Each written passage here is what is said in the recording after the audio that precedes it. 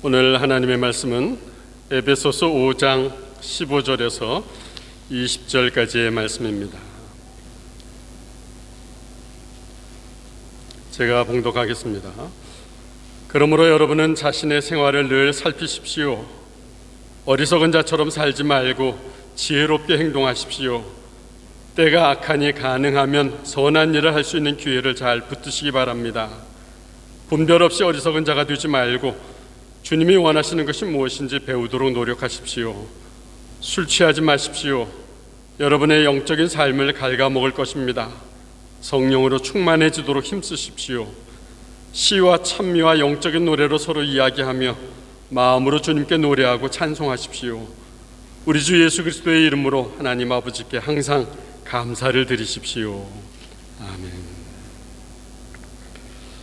사도 바울은 오늘 에베소서 5장에서 그리스도인의 모습을 이렇게 정의하고 있습니다. 빛의 자녀답게 살아가는 사람들은 항상 하나님이 기뻐하실 것이 무엇인지 생각하며 사는 사람들입니다. 정의하고 있습니다. 물론 우리가 살고 있는 이 세상은, 우리의 주변의 환경들은 우리들이 진실을 드러내면서 빛의 자녀처럼 살기에 좋은 환경은 아닙니다. 진실을 드러내다가 때론 불이익을 당할 수도 있습니다.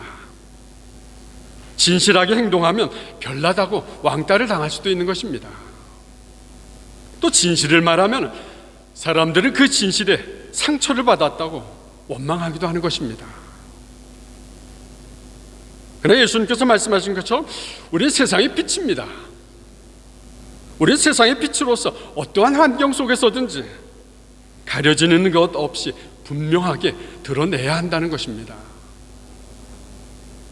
그래서 하나님이 기뻐하시는 일을 행하는 그리스도인은 어두움을 드러내고 지적하는 일에만 열심이지 않습니다. 지적하면서 갈등을 주고 지적하면서 상처를 만드는 일에만 열심이지 않습니다. 하나님이 기뻐하시는 일을 행하는 그리스도인은 이웃의 아픔과 이웃의 상처들을 싸매고 치료하는 사람들이라는 것입니다. 또 갈등을 중재하는 사람입니다. 또 문제를 풀어가는 사람들이라는 것입니다. 이것이 빛의 자녀답게 사는 진정한 그리스도인의 모습이라는 것입니다. 그런데 오늘 본문 15절에 보면 빛으로 사는 그리스도인들에게 먼저 주의할 것이 있다라고 바울은 강조하고 있습니다. 그것은 여러분들은 늘 자신의 생활을 살펴야 합니다. 어리석은 사람처럼 살지 말고 지혜롭게 행동하십시오. 그럼 지혜롭게 산다라는 것은 무엇을 말하는 것입니까? 저는 지혜롭게 산다라는 것을 이렇게 정의를 해봅니다. 지혜롭게 산다라는 것은 자신의 삶의 우선순위가 결정이 되어 있다라는 것입니다. 그래서 삶의 우선순위대로 살아가는 것이 지혜로운 것이다, 저는 확신합니다. 예를 들면 이런 것입니다. 자동차를 운전하는 사람이 아무리 복잡한 찻길에서도 우선순위를 잘 지킨다면 사고는 없을 것입니다. 그런데 우선순위를 지키지 않을 때에는 문제가 생기는 것입니다. 우선순위 없이 이것저것 닥치는 대로 하는 사람들은 당장은 잘 해결이 되는 것 같습니다. 잘 해결이 되면서 자신이 능력이 있다고 생각도 합니다. 그런데 그 우선순위 없는 일들이 한꺼번에 몰려올 때는 어떻습니까? 모든 것이 그만 한꺼번에 다 무너져 버리는 것입니다. 여러분들의 하루 생활 속에서 무엇이 중요합니까? 하루를 살아가는데 무엇이 가장 필요하십니까? 어떤 것이 여러분들의 삶에 우선이 되어야 하는 것입니까? 과연 여러분들은 하나님과의 만남에 우선을 두고 살아가고 있습니까? 만일 여러분들이 하나님과의 만남이 우선이라고 결정한다면 어떻습니까?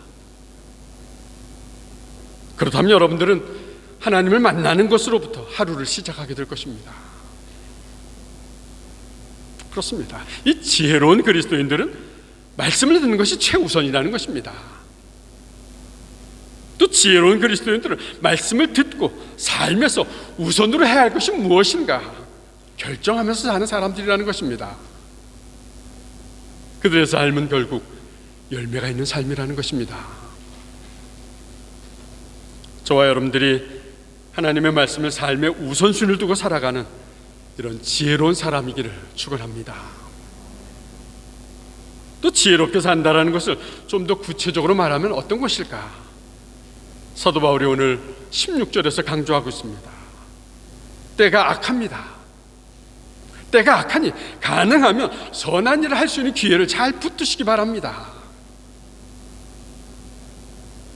그러니까 여러분들에게 주어진 모든 기회를 잘 선용하는 것이 지혜롭게 사는 사람의 모습이라고 바울은 오늘 강조하고 있습니다. 그럼 여러분들에게 주어진 기회라는 것은 어떤 것입니까? 내 손에 무언가 있을 때에 그것을 이웃과 나누라는 것입니다. 그것이 언젠가 없어지면 할 수 없는 것입니다. 그것이 언젠가 없어지면 우린 기회를 잃는 것이라는 것입니다. 내 손에 무언가 주어져 있을 때 그것을 이웃과 함께 하라는 것입니다. 또 독일말을 잘한다면 독일말을 못하는 사람들 도와주라는 것입니다. 자동차가 있다면 없는 사람을 도와주라는 것입니다. 특별한 재주가 있다면 없는 사람들에게 보여주면서 그들에게 유익하게 해주고 그들을 기쁘게 해주라는 것입니다. 또 여러분들이 조금 높은 위치에 있다면 낮고 연약한 사람들 가슴 아프게 해서는 안 된다는 것입니다. 오히려 그들을 위로해주고 그들을 도와줘야 한다는 것입니다. 이런 기회를 잘 붙들라는 것입니다. 근데 여러분들 왜 그렇게 해야 합니까? 바울은 강조합니다. 왜냐하면 때가 악하기 때문입니다. 때가 악하기 때문에 선한 일에 더욱 힘써야 한다는 것입니다. 우리가 돕지 않으면 우리 이웃이 악한 것에 넘어가기 때문이라는 것입니다.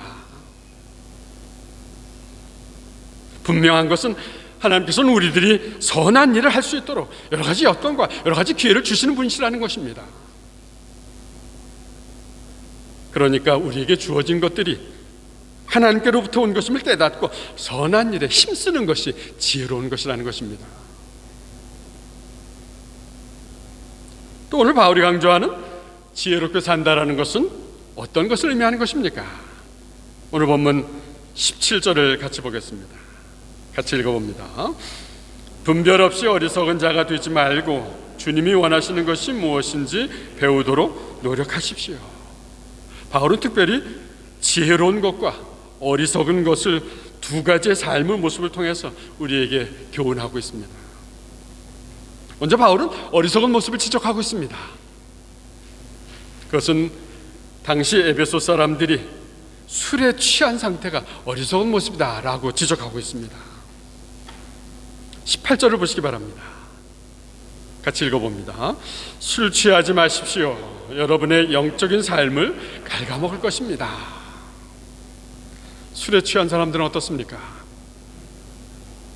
술에 취한 사람들은 상황을 제대로 파악하지 못하고 우왕좌왕합니다. 스스로를 다스리지 못하고 오히려 술에 지배를 당합니다. 스스로를 다스리지 못하니까 실수를 하게 되는 것입니다. 취하니까 아무것도 아닌 일에 흥분을 하게 됩니다. 흥분해서 싸우기를 하는 것입니다. 그래서 다른 사람들에게 기쁨을 주지 못하는 것입니다. 이것이 보통 술에 취한 사람들의 어리석은 모습이라는 것입니다. 그런데 바울은 그것보다도 오늘 더 중요한 것을 지적하고 있습니다. 술 취하는 것은 여러분의 영적인 삶을 갉아먹는 것입니다. 영적인 삶을 갉아먹는 것입니다. 가만히 생각을 해봅니다. 바울은 무엇을 말하고 싶은 것입니까? 저는 바울의 마음을 이렇게 헤아려 봅니다. 이렇게 해석을 해봅니다. 에베소 교인이요, 여러분이 기도를 아무리 조리 있게 한다 하더라도 종종 술에 취해서 그 입술로 엉뚱한 소리를 하고 있다면 누가 당신의 기도에 감동을 받겠습니까? 에베소 교인들이요, 여러분이 아무리 찬양을 잘한다고 해도 종종 술에 취해서 그 입술로 엉뚱한 노래를 부르고 있다면 누가 당신의 찬양에 감동을 받겠습니까? 에베소 교인들이요, 당신이 믿음에 대해서 성경적으로 아무리 확고한 주장을 한다 해도 종종 술에 취해서 다른 사람들에게 상처를 주고 실수를 한다면 누가 당신이 주장하는 믿음을 받아들이겠습니까? 이런 모습은 분명히 영적인 삶을 갉아먹는 잘못된 어리석은 모습이라는 것입니다. 그러면 바울이 오늘 제시하는 다른 한 가지 지혜로운 그리스도인의 모습은 어떤 것입니까? 바울은 강조합니다. 성령으로 충만해지도록 힘쓰십시오. 성령으로 충만해지도록 힘쓰십시오. 그런데 여기서 우리들은 한 가지 질문이 생깁니다. 성령은 우리 안에 늘 계시는 분이 아니십니까? 근데 왜 계속해서 성령을 충만하게 채워야 합니까? 왜 힘써야 합니까? 그리고 바울이 이렇게 강조하는 이유는 과연 무엇입니까? 그 이유는 우리가 겉으로는 예수를 믿는 그리스도인이라고 하지만 겉모양은 다르게 우리 가슴에 종종 공간이 생기는 경우가 있다는 것입니다. 우리 가슴에 공간이 생기는 경우가 있기 때문이라는 것입니다. 만약 우리의 가슴에 공간이 생기면 어떻습니까? 우리 가슴에 공간이 생기면 이 악한 것들이 그 빈 공간으로 끼어들어오는 것입니다. 그래서 우리는 계속해서 성령을 충만하게 채워야 하는 것입니다. 힘써야 하는 것입니다. 예수님의 수적제자라고 늘 주장했던 베드로의 빈 공간으로 악한 것이 어떻게 끼어들어왔는지 우린 잘 알고 있습니다. 베드로는 어느 날 예수님께 놀라운 신앙 고백을 합니다. 주는 그리스도시요 살아계신 하나님의 아들입니다. 이 말을 듣고는 예수님께서 너무도 기뻐서 베드로를 칭찬하십니다. 요나의 아들 시몬아, 네가 복되도다. 그리고 며칠이 지났습니다. 며칠이 지나서 예수님은 그동안 하시지 않았던 말씀을 제자들에게 하십니다. 이제 내가 예루살렘에서 고난을 받게 될 것이다. 그리고 죽게 될 것이다. 나 죽은 지 사흘 만에 다시 부활할 것이다. 예수님께서 이런 말씀을 하시자마자 베드로가 외칩니다. 예수님, 안 됩니다. 절대 그럴 수 없습니다. 지금 베드로의 가슴에 빈 공간이 생긴 것입니다. 예수님의 칭찬으로 마음이 커졌습니다. 그 마음이 커진 그 베드로의 가슴에 빈 공간이 순간 생긴 것입니다. 예수님께서 베드로에게 야단치십니다. 사탄아, 물러가라. 그렇습니다. 예수님으로 인해서 우리의 가슴도 커졌습니다. 우리의 가슴도 넓어졌습니다. 근데 그 가슴에 빈 공간이 생기면 안 된다는 것입니다. 우리의 가슴을 항상 성령으로 채워야 한다는 것입니다. 성령으로 충만해지도록 힘써야 한다는 것입니다. 성령으로 충만해지면 그럼 우리 삶에 어떤 일이 일어납니까? 성령으로 충만해지면 오늘 사도 바울이 우리에게 두 가지 현상이 일어난다고 강조하고 있습니다. 하나는 우리 속에 내적인 열매가 맺어지는 것입니다. 우리 속에 예수님의 인격이 뿌려지는 것입니다. 싹트기 시작하는 것입니다. 우리 속에 예수님의 성품이 싹트기 시작한다는 것입니다. 내적인 열매입니다. 또 다른 하나는 외적인 열매가 이제 나타나기 시작하는 것입니다. 내 속에 맺어진 내적인 열매들이 실제의 삶으로 나타나기 시작한다는 것입니다. 바울은 그 열매를 오늘 보면 19절과 20절에서 세 가지의 구체적인 모습으로 강조하고 제시하고 있습니다. 첫 번째로 성령으로 충만한 사람들은 시와 찬미와 신령한 노래를 서로 나눕니다. 강조합니다. 성령으로 충만하게 되면 우리가 아름다운 시를 읊게 됩니다.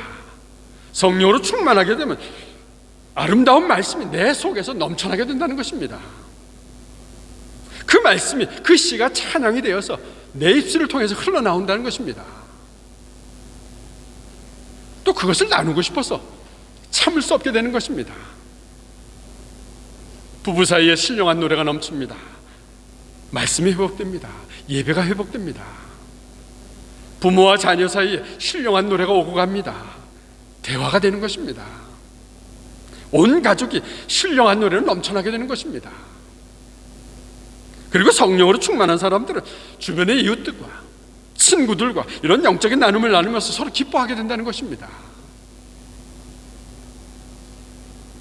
두 번째로, 성령에 충만한 사람들은 마음으로 하나님께 찬송합니다. 바울이 제시합니다. 하나님을 향한 마음의 찬송이 끊어지지 않는다는 것입니다. 무엇을 의미하는 것입니까? 성령으로 충만하면 내 마음이 변화가 된다는 것입니다. 그리고 내 마음이 변화하면 우리 주변의 세상이 변화야적에 보인다는 것입니다. 세상의 걱정과 세상의 근심을 대하는 마음이 이제 달라진다는 것입니다. 바울은 이런 상태를 빌립보에서 이렇게 고백하고 있습니다. 아무것도 걱정하지 마십시오. 하나님께 구하고 하나님께 아뢰십시오.